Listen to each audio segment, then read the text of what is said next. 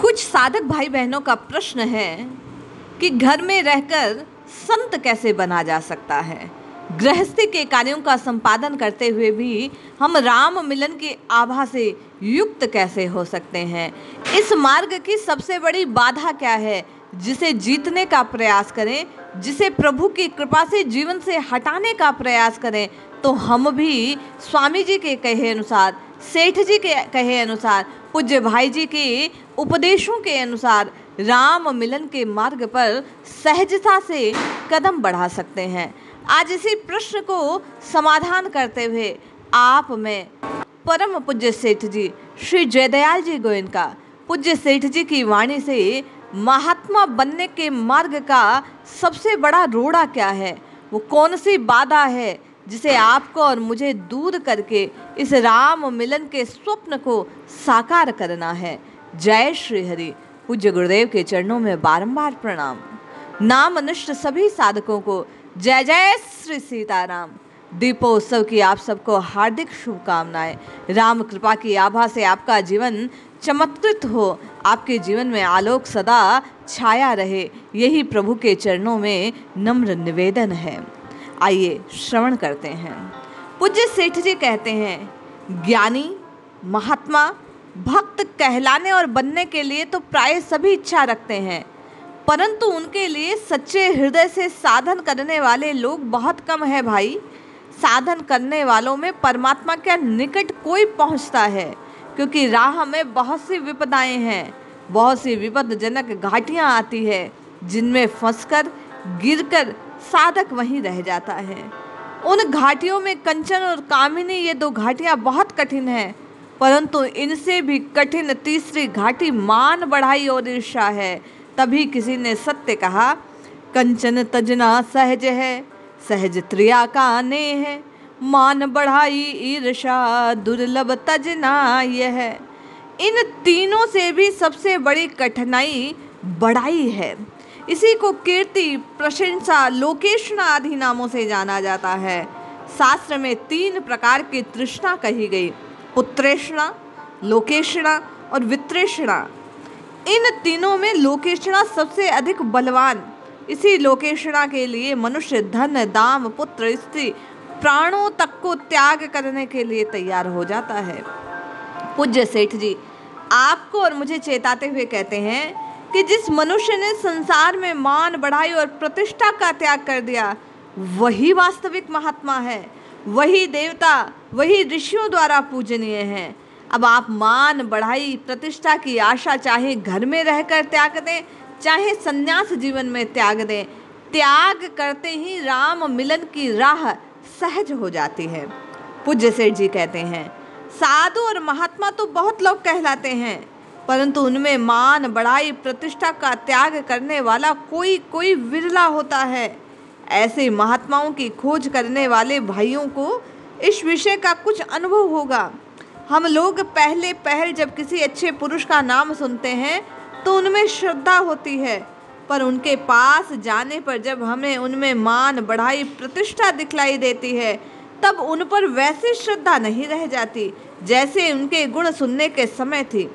यद्यपि अच्छे पुरुषों में किसी प्रकार की दोष दृष्टि करना हमारी भूल है, परंतु स्वभाव दोष से ऐसी वृत्तियां होती प्राय देखी जाती है, क्योंकि वास्तव में एक ईश्वर के सिवा बड़े से बड़ा गुणवान पुरुष भी दोषों से मुक्त नहीं है।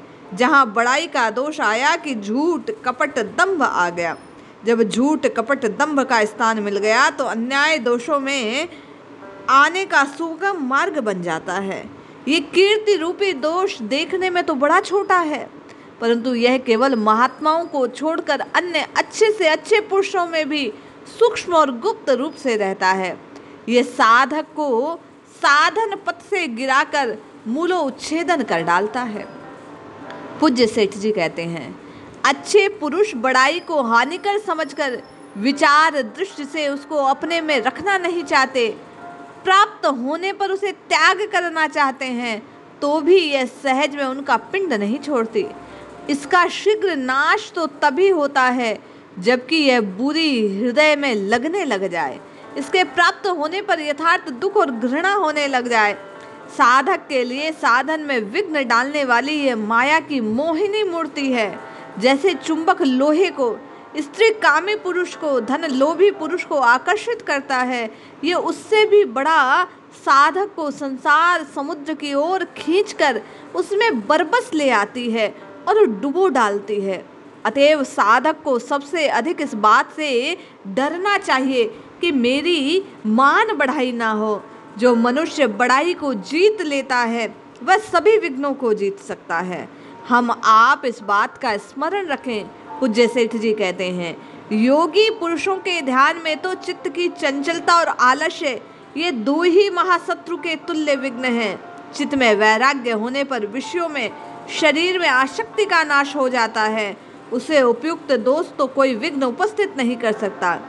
परंतु बड़ाई एक ऐसा महान दोष है जो इन दोषों के नाश होने पर भी अंदर छिपा रहता है।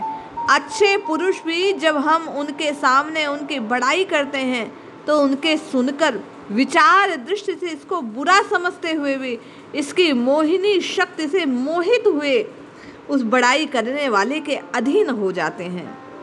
पूज्य सेठ जी कहते हैं, विचार करने पर मालूम होता है कि इस कीर्ति रूपी मोहिनी शक्ति से मोहित न होने वाला वीर करोड़ों में कोई एक होता है।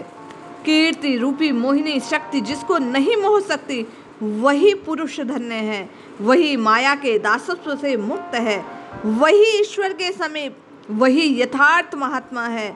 यह बहुत गोपनीय रहस्य की बात है जिस पर भगवान की पूर्ण दया होती है, या यूं कहे कि जो भगवान की दया के तत्व को समझ जाता है वही इस कीर्ति रूपी दोष पर विजय प्राप्त कर सकता है।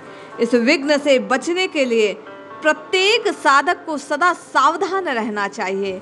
हम आप प्रयास करें, जब जब आपकी और मेरी साधना से प्रसिद्धि होने लगे, जब जब आपके और मेरे कार्यों से आपकी और मेरी बड़ाई होने लगे, जब जब आपके और मेरे मुख पर आपकी और मेरी कोई प्रशंसा करने लगे, तो समझो पतन के मार्ग पर जा रहे हैं। अपने साधन को छिपाकर, अपनी योग्यता को छिपाकर, केवल प्रभु के शरणागत बनकर, सब ओर से अपनी दृष्टि हटाकर, सब ओर से अपने मान बढ़ाई प्रतिष्ठा को तुच्छ जानकर, केवल और केवल असली धन इस राम नाम को जानकर, क्योंकि धनवंता सो ही जानिए जाएंगे राम नाम धन होए। इस राम नाम धन को पाने की शर्त यही है कि संसार में मान प्रसिद्धि बड़ाई को तुच्छ जाने और सर्वोच्च सत्ता श्री राम जी की स्वीकार करते हुए हम आप इस विघ्न को उनकी कृपा से जीतकर उनके चरणों के दर्शन की, उनके चरणों के प्रीति की अभिलाषा को पूर्ण करें। जय श्री हरि, जय जय श्री सीताराम।